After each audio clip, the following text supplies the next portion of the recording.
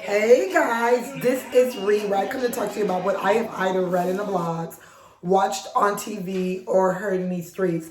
We're doing 90 Day Fiancé. This is what I've watched on TV. 90 Day Fiancé Season 9, Episode 3. So I decided to come on camera because I just did not feel like doing a lot of editing. And I was like, you know what? Screw it. Let me just go ahead and come on here and talk to you guys directly. So before I begin, just want to let you guys know where I do reviews on different shows and also talk about different topics. What's in the media, as I said.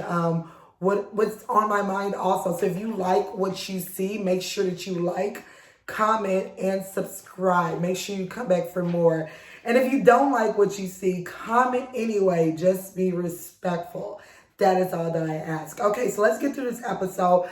This is going to be like relatively short because it really wasn't much to go for. Well, no, there was. But, you know, we'll get some of the couples that didn't really give us much out of the way, right? So let's get Eve and Muhammad out of the way. Long story short, Muhammad meets with Eve. He's in Albuquerque, New Mexico now. He basically wants a second mom. I don't know what it is with a lot of these younger guys that's dating these older girls, especially the ones that are like much older. And they see it as mother figure, like, well, let me not say I don't know what it is because it's clearly the age thing. But he is looking for a mother and maybe a little bit of boom boom, you know, a little bit of sex wrapped in one. And Eve may be able to fill that role. Like, he's just like, I want someone to take care of me like my mother. And what will you be doing? I don't know. There's something about him that doesn't give me work ethics. Just like that statement alone just gives me lazy. But I could be wrong. Let's see what happens. He states that he needs a bidet because he needs to make sure that he's 100% clean for his prayer times. And he does that 5 times a day. So it's religious based. I'm not going to disrespect that in any way possible. But, you know, she says she'll get to it. She'll make it happen. The end. Okay, we go on to Jibri and Miona. So Miona has now arrived in South Dakota. And the problem I'm having with Jibri is that he's now trying to convince her how great South Dakota is. Now, this girl has already told you that I am only willing to do South Dakota very much in a short time frame, and then we need to get to LA. That's it. This is what she has told you before she left her country. That's it. It does not require you trying to convince her. I did not like also as they're speaking about South Dakota and LA in front of his parents. Now he reiterates like, we need to save money. Yeah, we'll be here for Christmas and Easter and so forth. Like, this is about us saving money. That sounds good and dandy, and I would agree with you if you didn't bring her here to another country. Here's the thing. You had no business proposing to her if clearly you are not in a financially stable part of life to actually take care of a wife. She should not be depending on your parents, because now, just like you've returned to the home and you're doing chores, now your parents have put chores on her as well. And I get it, but then I'm like, she didn't come here for that, right? She came here to be a wife and not to be like a daughter, a teenage girl with all of these responsibilities. This is what she told you before she left her country. Right, wrong, or indifferent, you should have left her there if you knew that you were not going to be able to provide those circumstances. So I'm putting this more on you. Now, as far as the parents questioning her about what is her plans, what's of this, and even putting the chores on her first night, her first meal, it was definitely overwhelming. And I was just like, yo, ease up, like relax. Let this girl like get comfortable. So, yeah, that's enough about them. Okay, we move on to Emily and Kobe. Emily has to be the most selfish soul of the cast. At least this episode for sure. Very selfish. Her fiance has not met their son, and all you are focused on is sex, and you are clearly seeing the overwhelmness of emotions, whether it be happy emotions, sad emotions, anxious emotions. You see emotions of this man trying to get to his son, and all you can think about is going to a hotel room so you guys can have sex. Girl, there is what? You, him, your sister, your mom, and your dad, 5 adults in that house. You don't think that one of them can watch Coben for a few hours after he meets his kid to go and allow you two to go to a hotel room and have sex? You don't think that that can happen? Girl, you don't think date night can wait? As this man has never met his child in person and he's excited? Girl. Then we go forward to her speaking to him about, well, how are you going to provide? She says that she did not like the ring. The ring was like a candy store gumdrop ring. And even if that, I mean, I don't know. But even if that's the case, I'm just not okay with you expressing that to someone that is financially hindered at this point, right? Like, he's in another country. He probably came with a little bit of cash to hold himself over.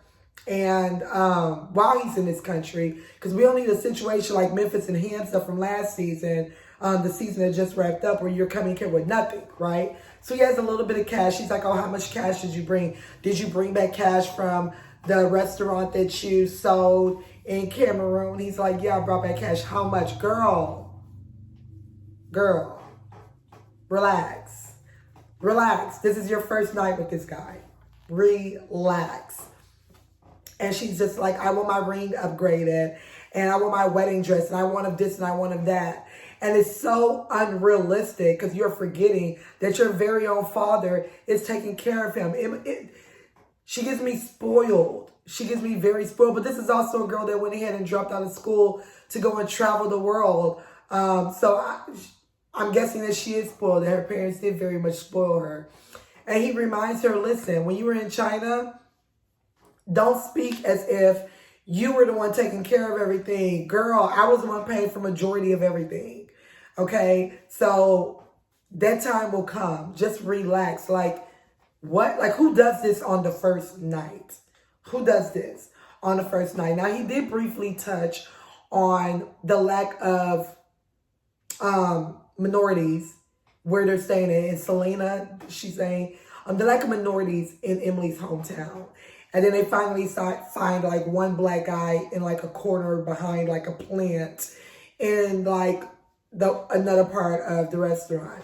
And so he was a little bit having slight anxiety for that, because he's like, listen, this is taking me back to China, where there wasn't any representation of us, where, and especially the dark you are, they judged of his skin and thought that he was dirty and so forth, as if he was less than a human. And I can relate to that. I've experienced that myself when I've gone to certain places where it is not that much representation, like not much of me at all. And it is handled like the darker the skin complexion within the minority is, that, you know, the ignorance of some, where they look at it like you are dirty, or like you are less than, or you are this extremely ghetto, low life of a human being. And that's unfortunate. It's a disgusting thing. It's not okay, you know, but it happens. And yeah, I can definitely relate to him when he said that. And it's sad, because that leads into a lot of the bleaching that goes on all over the world, not just in Africa, not just in America, in Europe, in India, like, in you know, it's just people trying to escape the treatments that they've felt, that they've have experienced. But that's a whole nother video for a whole nother day. But I just want to point that out to say that, yeah, I definitely related to him with that. So I can understand the fear where it's like, not too many of us here, and I don't want to be in a town where, you know, it's not too many of us. But at the same time, though, Kobe, you went and you got a white girl pregnant. So you didn't know where town she came from, and you decided to get a white girl pregnant. So, I mean, that anxiety, and then, I don't know. But regardless, Emily is selfish for not taking that boy to his son on his first day coming into the country. Whatever. Okay, we go over to Shaina and Bilal. Okay, so Shaina wakes up the next morning after throwing a whole tantrum and acting like a darn fool the night before. And I'm going to say a fool because it was very much tasteless, other things coming out of her mouth. You did not like the home. You weren't okay with it. But again, just like Bilal said this episode, what if it really was his home?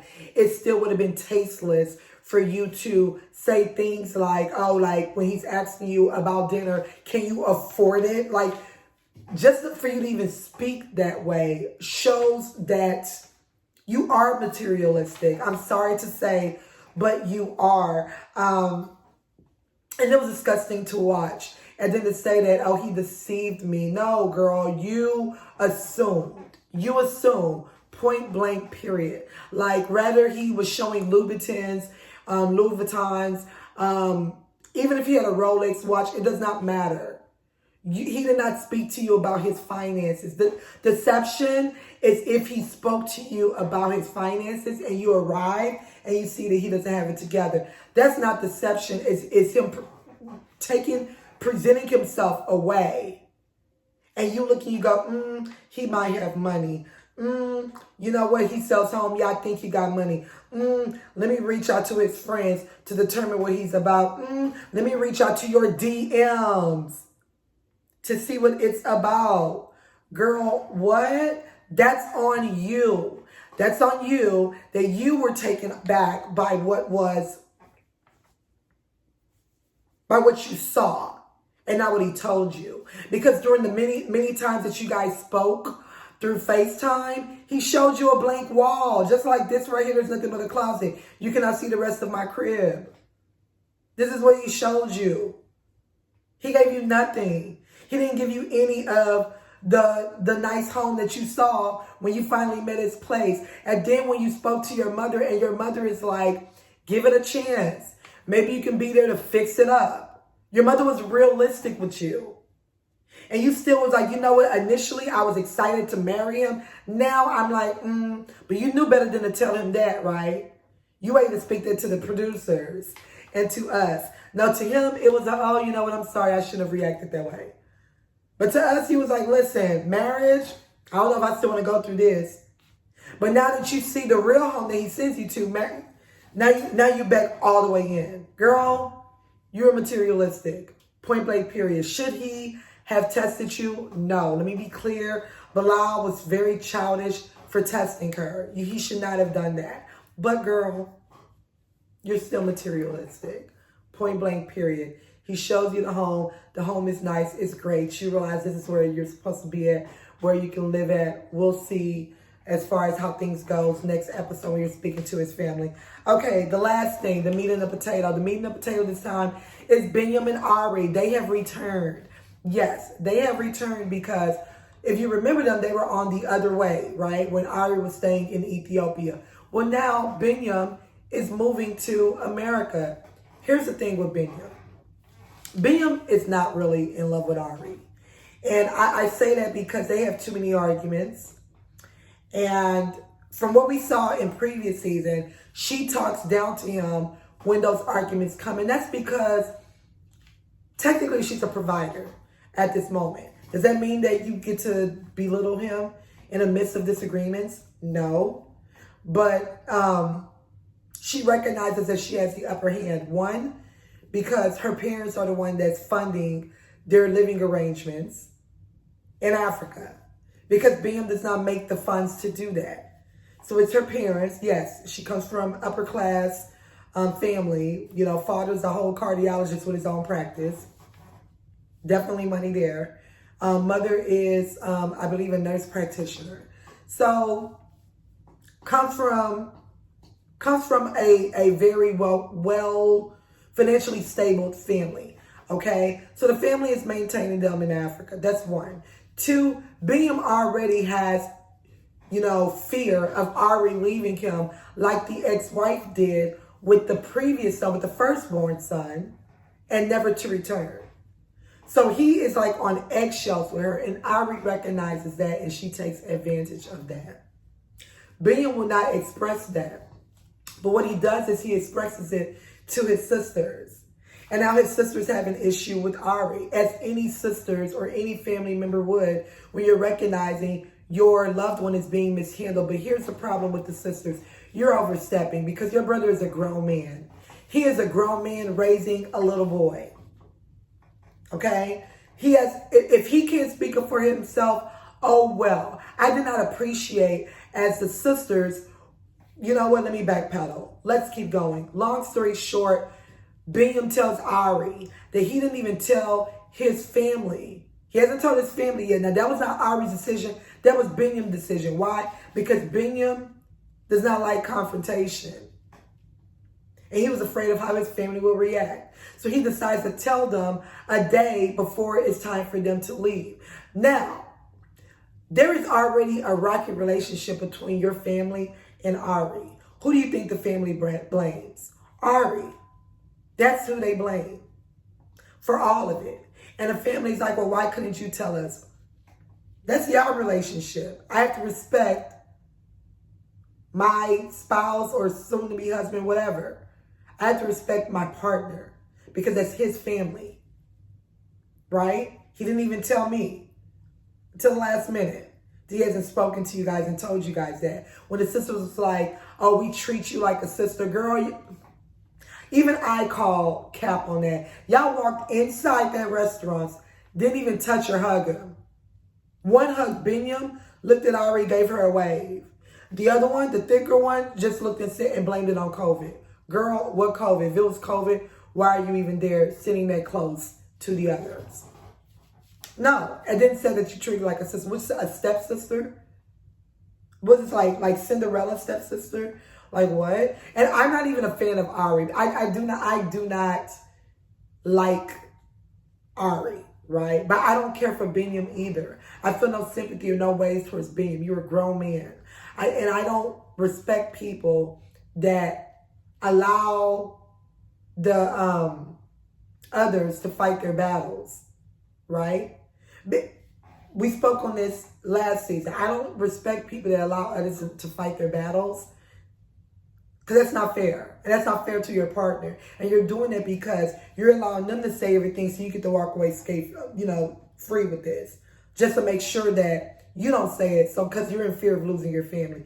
You don't love Ari. You keep speaking about Avi, the little boy. And your friends recognize that. And your family recognizes that. The viewers recognize that. And you sat there as the sisters was going in on Ari.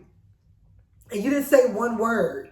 You didn't stand up for her. You didn't say anything at all. You didn't even correct it when the sister was like, this is your fault. You didn't even correct it and say, no, this is my fault. You sat there silently. Girl, what? So then the sister throws alcohol in Ari's face and eyes. What? Binyam, most he did was lift his hand up to try to block the splash of some of it. Nothing more. Ari, pay attention to that. Pay attention to that. Now, as far as Ari keeping Binyam away from the sisters, I don't know, but I can see her having a hand in that distance because she's made it very clear that she wants nothing to do with them and that she doesn't even want the child around them. And you got a man who's fearful of losing his family, like she's playing off of Binyam's fears and things like that. Is why I don't like Ari. I do not. But it still didn't warrant the sisters throwing a drink in the face. It didn't warrant it. Let your brother fight his own battles. So that's all I want to say about this episode. I want to know you guys' thoughts. Like, what do you think of everything? Do you think that the sisters of Binyam overstepped themselves? Or do you think that Ari deserved it? You know? I mean, Ari does too much. I can honestly say that if I was his sisters, I wouldn't like somebody like that either. I'm not going to lie. But at the same time, I would not go out of my way to be... I just couldn't do that either because my brother is a grown man. Sorry. I'm not staying in on that. I want to know you guys' thoughts. So make sure you like, comment, and subscribe. And I will speak to you guys later. Bye.